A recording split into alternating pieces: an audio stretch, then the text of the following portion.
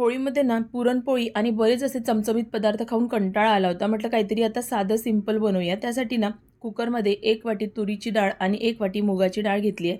2 ते 3 पाण्याने स्वच्छ धुवून घेतली. नंतर याच्यामध्ये 2 ग्लास पाणी घातलं आहे. आता याच्या 3 सिट्या काढून घेते. तोपर्यंत इथे मी एक पालकची जुडी घेतली होती आणि स्वच्छ धुवून घेतली. नंतर याला या पद्धतीने कट करून घ्यायचं. तर बघा पालक सगळी मी इथे कट करून घेतली आहे. आता इथे मी एक भांडं घेतलं आहे, त्याच्यामध्ये तेल घालून घेतलं आहे. तेल थोडं गरम झालं की याच्यामध्ये मोहरी घालून घेतली आहे, जिरं घालून घ्यायचं, हिंग घालायचं. नंतर हिरवी मिरची आणि कढीपत्त्याची पानं घेतलेली आहेत. हे सुद्धा चांगलं असं परतून घ्यायचं आहे. आता हे परतून झालं की याच्यामध्ये बारीक चिरलेला कांदा घालायचा आहे. आता कांदा आपल्याला चांगला मऊ होतपर्यंत परतून घ्यायचा आहे. ते इथे 2 ते 3 मिनटं हा कांदा चांगला मी परतून घेतला आहे. आता याच्यामध्ये काही मसाले घालायचे आहेत. तर लाल तिखट, हळद पावडर, धने जिरे पावडर आणि गरम मसाला, चवीपुरतं मीठ घालून घ्यायचं आणि परत त्याला एकदा मिक्स करून घ्यायचं. हा मसाला तयार झाला की आता याच्यामध्ये टोमॅटो घालायचे आहेत. तर मी इथे 2 मीडियम साईजचे टोमॅटो कट करून घेतले. आता हे आपल्याला चांगले शिजवून घ्यायचे.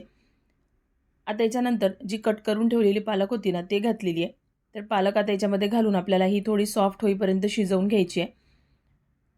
तर याला 2 ते 3 मिनटं असं फिरवून घ्यायचं. नंतर परत 2-3 मिनटं चांगलं शिजवून घ्यायचं.